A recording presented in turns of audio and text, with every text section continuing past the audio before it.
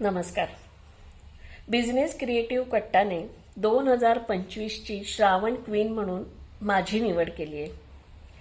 त्याबद्दल business creative कट्टाचे मी खूप खूप आभारी आहे. माझं नाव स्मिता परांजपे. माझ्या ब्रँडचं नाव आहे पद्मा ज्वेलरी. ज्या वेळेला दीप्तीताईंचा हा मेसेज आला की 2025ची श्रावण क्वीन स्मिता परांजपे आहे, थोडा वेळ नाही बराच वेळ मला ह्या गोष्टीवर विश्वासच बसत नव्हता. कारण माझ्याबरोबरच्या ज्या स्पर्धक होत्या त्याही तेवढ्याच तोलामालाच्या होत्या आणि त्यांनी त्यांच्या व्यवसायात खूप चांगली कामगिरी केली होती. तर हा माझ्यासाठी खूप सुखद धक्का होता. बिझनेस क्रिएटिव्ह कट्टाचे मी फक्त त्यांनी मला निवड केली आहे म्हणून मी आभार मानत नाहीये, तर त्यांनी जे माझ्यावर संस्कार केले त्याच्यासाठी मी आभार मानते. ज्या वेळेला मी दीप्तीताईंना सुरुवातीला फोन केला होता की मला तुमच्या या ग्रुपमध्ये यायचं आहे माझ्या ज्वेलरीचं प्रमोशन करण्यासाठी, त्यावेळेला मी आणि दीप्तीताई अर्धा पाऊण तास गप्पा मारल्या होत्या. मला त्या गप्पा वाटल्या होत्या, पण दीप्तीताईंनी माझ्याकडून माझ्यात काय गुण आहेत ते अगदी थोडक्यात काढून घेतले होते. मी अभिनयाचं थोडंफार शिक्षण मी घेतलेलं आहे आणि मी ग्राफिक डिझायनर आहे हे त्याच्यातून त्यांना कळलं होतं. पुढच्या काही दिवसात दीप्तीताईंनी मला एक कविता पाठवली आणि मला सांगितलं, स्मिता याचे मला तू व्हिडिओ करून पाठवायचा. तर मी त्यांना सांगितलं, हो आता मला पाठांतर वगैरे नाही, म्हणे नाही तू वाचून पाठवलंस तरी चालेल, पण हा व्हिडिओ तू करून पाठवायचास. हा विश्वास त्यांना माझ्यावर होता जो मला माझ्यावर नव्हता. आणि ते मी पाठवलं, त्याला चांगला प्रतिसाद आला. त्याच्यानंतर मी जे ग्राफिक डिझायनिंग करते ते म्हणाल्या की आता आपलं एक्झिबिशन आहे त्याचं सगळं व्हॉट्सअप इमेजेस वगैरे तूच कर, आम्ही कोणाला तरी पैसे देणार, तर ते तूच कर. तर हा जो विश्वास आहे किंवा हे जे प्रोत्साहन आहे हे प्रोत्साहन फक्त बिझनेस क्रिएटिव्ह कट्टामध्येच मिळतं. आणि त्यांनी मला एक शिकवण दिली की आधी आपल्या लोकांना चान्स द्यायचा. आपलं कोणी जवळचं आहे का त्यांच्याकडून त्यांना द्यायचं काम, आणि नाही मिळालं तर मग बाहेर जा. आणि आता ते माझ्या अंगात भिनलंय म्हणत तरी चालेल की मी आधी ह्या ग्रुपवर किंवा माझे जे काही ग्रुप आहे त्याच्यावर मला ही सेवा हवी आहे, कोणी प्रोव्हाइड करतं का, मग मी बाहेर जाते. तर हे जे संस्कार केले त्यासाठी मी त्यांचे आभार मानते. हे जेव्हा स्पर्धा आमची होती त्यावेळेला जे काही प्रश्न विचारले त्याच्यातल्या थोडक्यात प्रश्नांची उत्तरं मी सारांश रूपाने मी इथे सांगणार आहे. की माझ्या ब्रँडचं नाव आहे पद्मा ज्वेलरी. मी हँडमेड ज्वेलरी तयार करते आणि हे जेव्हा सुरुवात केली मी त्यावेळेला मला दागिन्यांची खूप आवड होती, म्हणून मी म्हटलं एक छोटासा आपण कोर्स करावा की आपल्यासाठी आपण दागिने तयार करून घेऊ. त्यासाठी मला एक फॅब्रिक ज्वेलरीचा कोर्सची माहिती मिळाली. फॅब्रिक ज्वेलरी खूप रेअर ज्वेलरी आहे, म्हणून म्हटलं आपण एक कोर्स करूया. आणि मी तो कोर्स केला, पण त्याच्यानंतर तो कोर्सची फी जेवढी नव्हती त्याच्यापेक्षा कितीतरी पटीने जास्त मला त्याचं पैशाचं सामान आणायला लागलं. तर माझी मुलगी म्हणाली, अगं एवढ्या पैशाचं तू सामान आणलंस, त्याच्यावर तू तयार करणार म्हणजे ते किती महागात पडेल. तू असं कर, आधी तू ज्वेलरी तयार कर, ती विक आणि मग तुझी हौस पुरव. तर मी तसं केलं आणि ते मी ज्वेलरी करत होती ती माझ्या मैत्रिणींना वगैरे खूप आवडत होती. तर मग तिनेच मला आयडिया दिली की अगं मग तू हेच का करत नाहीस. आणि मग असं माझ्या आवडीचं रूपांतर व्यवसायात कधी रूपांतरित झालं ते मलाच कळलं नाही. तर तेव्हापासून माझा हा प्रवास सुरू झाला. पण मी एक ध्येय ठेवलं की काही दिवसांनी मी दर 6 महिन्यांनी वगैरे एक कोर्स करते आणि त्या कोर्समधली पूर्ण माहिती घेते. प्रॉपर कोर्स करून मी ते दागिने तयार करते. असे माझ्याकडे वेगवेगळ्या प्रकारचे माझ्याकडे दागिने, फॅब्रिक ज्वेलरी तर आहेच, मोत्याची ज्वेलरी, नथी तयार करणं, त्याच्यानंतर आता मी कुंदनमध्ये पण आले आणि अजून एक पुढचा कोर्स सुरू आहे माझा आणि नवीन ज्वेलरी लवकरच माझ्या स्टॉलवर असणार आहे.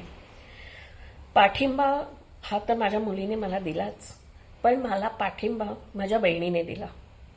तिनेही सुरुवात केली की नाही तुझ्याकडे ही खूप छान कला आहे, तुला कळतंय की काय लोकांना आवडेल, तर तू कर, तुला काय लागेल ती मदत मी करेन.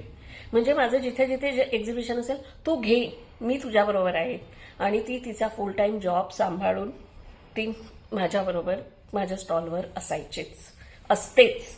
आणि जी काही मदत लागेल किंवा एखादा दागिना मी तयार केला की तो मी तिला पाठवते आणि मग ती म्हणते नाही नाही हे असे रंग करून बघ वगैरे, ही चर्चा आम्ही करतो आणि मग आम्ही ती ज्वेलरी लोकांसमोर आणत असतो.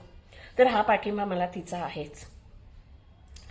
त्याच्यानंतर माझ्याकडे मी आत्ता सांगितल्याप्रमाणे मोत्याची ज्वेलरी आहे, कुंदन ज्वेलरी असते, फॅब्रिक ज्वेलरी असते, वेगवेगळ्या प्रकारचे नेकलेसेस वगैरे, इनविजिबलला आत्ता सध्या माझ्या स्टॉलवर खूप मागणी आहे. खूप वेगवेगळे प्रकार मी त्याच्यामध्ये करत असते, ते खूप आवडतात ह्याचं.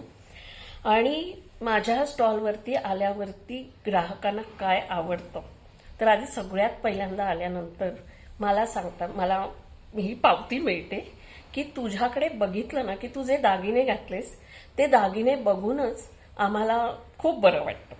तिथे मी अर्धी लढाई जिंकलेली असते आणि मी माझ्या दागिन्यांची माहिती देते आणि खुश होतात. किंवा कित्येक जणी आता ओळखायला लागल्यात, स्टॉलवर येता येतात, काय मग ह्यावेळेस काय नवीन आणलंस, हा जो प्रश्न असतो ना तो उभारी देणारा असतो की आहे बाबा ही पावती कोणीतरी देत आहे आपल्याला की तू नवीन करतेस. हे खूप समाधानकारक असतं आणि ते मी सातत्याने ठेवणार आहे. मला प्रेरणा कोणी दिली तर ती प्रेरणा मी माझ्या आईकडून घेतली की शांत बसायचं नाही, तुम्ही सतत काही ना काहीतरी करत राहायला हवं. कितीही संकट आली, माझ्या आईला पण खूप संकट आली, पण तिने तिची कला जोपासली. तसंच मीही ठरवलंय की मी माझी कला जोपासणार. तर हे मी कधीही सोडणार नाही आणि माझ्याकडून नवीन नवीन काहीतरी घडत राहणारच. माझ्या यशामागचं रहस्य सातत्य. कित्येक जण मी अशी बघितलेत माझ्याबरोबरची, 1-1.5 वर्षच व्यवसाय करतात आणि मग म्हणतात नाही आमचा व्यवसाय इतका चालला नाही. तर तसं नसतं, तुम्हाला सातत्य ठेवायला लागतं. ते सातत्य मी ठेवलंय. आणि दुसरं ध्येय असं ठेवलंय, मला कोणाचा फोन आला किंवा माझ्या स्टॉलवर जो कोणी येईल त्याला मी हसत मुखाने सामोरं जाणार. आता हे इयरकफ जे असतात ते कित्येक जणी 50 ते 60 वेळेला मला स्टॉलवरती ते काढून कसे घालायचे हे मला सतत दाखवायला लागतं. तर ते मी पहिलेला ज्या उत्साहात दाखवते त्याच उत्साहात मी शेवटपर्यंत तो दिवस तसाच ठेवते, कारण ग्राहकांना समाधानी ठेवायचं हा माझं ध्येय आहे. दुसरं माझं ध्येय असं आहे की ज्या गरजू महिला आहेत की ज्यांना घरी बसून काम करायचं आहे, तर अशाही महिलांना मी छोटंसं ट्रेनिंग देते आणि मग त्या माझ्याकडून घेऊन जातात आणि घरून करून आणून देतात. असेही प्रॉब्लेम्स असतात, कोणाला पूर्ण वेळेची जॉब नाही करू शकत, आम्ही घरून करून देऊ, ठीक आहे चालेल, मग त्यांना काम मिळायला पाहिजे, हे माझं ध्येय आहे. आणि काही वर्षांपूर्वी मी जॉब मागणारी होते, आता मी जॉब देणारी आहे, ह्याचा मला अभिमान आहे. पुढचं माझा वाटचाल ही आहे की माझी वेबसाईट आता लवकरच घेईल, त्याचं काम चालू आहे. आणि आता माझं सामानही खूप वाढत आहे घरात, ते मी मॅनेज करणं कठीण जात आहे. तर एक छोटंसं कारखान्यासारखं माझं सुरू करण्याचाही माझं काम चालू आहे, म्हणजे तिकडे अजूनही स्टाफ मी ठेवू शकेन आणि अजून मी काम वाढवू शकेन. तर ही माझी पुढची वाटचाल आहे. बिझनेस क्रिएटिव्ह कट्टाचे मी पुन्हा एकदा आभार मानते की त्यांनी या वर्षीचा श्रावण क्वीन म्हणून माझं नाव निवडलं, त्यासाठी मी त्यांची खूप खूप आभारी आहे. थँक्यू.